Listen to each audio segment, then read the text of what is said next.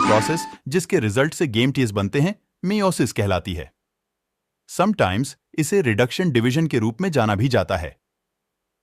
Gamete को sex cell कहते हैं, जैसे मेन में स्पर्म और विमेन में एग्स।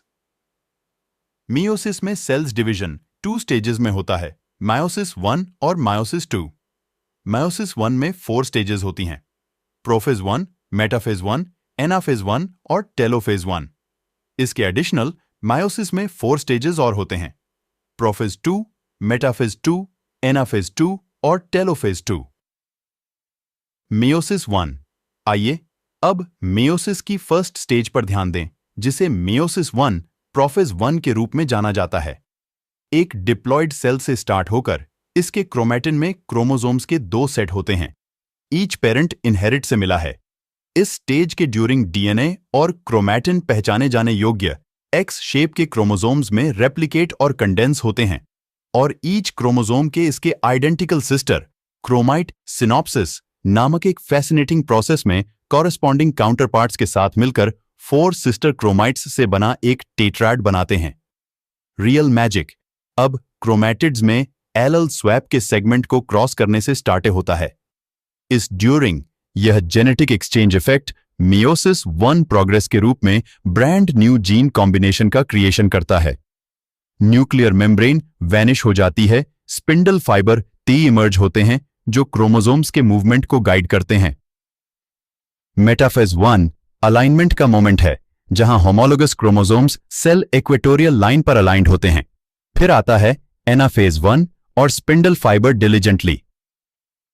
ईच टेट्राड में होमोलोगस क्रोमोसोम्स स्टिल फेज 1 के साथ सेल के ऑपोजिट पोल्स तक पुलिंग करते हैं।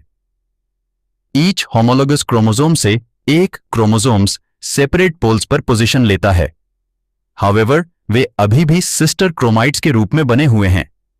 हाउएवर ईच क्रोमोसोम अभी भी सिस्टर क्रोमाइट्स से बना है। याद रखें कि AIC एक्सचेंज और क्रॉसओवर के कारण ईच क्रोमोसोम की सिस्टर क्रोमाइट अब आइडेंटिकल नहीं है। स्पिंडल फाइबर फिर गायब हो जाता है और क्रोमोसोम के अराउंड न्यूक्लियर एनवेलोप में सुधार होता है। Finally silo chain occurs. Meiosis 2 genetical way से डिस्टिंक्ट हेड डॉटर सेल्स के साथ एंड होता है।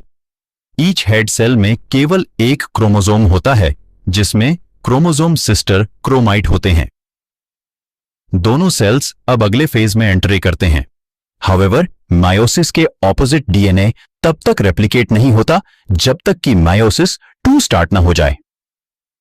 सेकेंड फेज में भी न्यूक्लियर मेम्ब्रेन डिसअपीयर हो जाती है और स्पिंडल फाइबर सेंट्रियोल्स के 2 सेटों से बाहर निकल जाता है। मेटाफेज 2 के ड्यूरिंग ईच सेल में क्रोमोसोम्स इक्वेटोरियल लाइन पर अलाइंड होते हैं और दोनों पोल्स पर स्पिंडल फाइबर से अटैच हो जाते हैं। एनाफेज 2 के ड्यूरिंग ईच क्रोमोसोम के सिस्टर क्रोमाइट सेपरेट हो जाते हैं। इन्हें क्रोमोसोम कहा जाता है। Lastly telophase 2 spindle fibre disappear हो जाता है। न्यूक्लियर मेम्ब्रेन रिजनरेट होती है और दोनों सेल्स साइटोचेन से गुजरते हैं।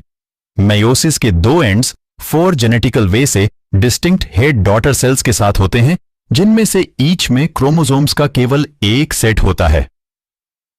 Thanks for watching and always keep learning.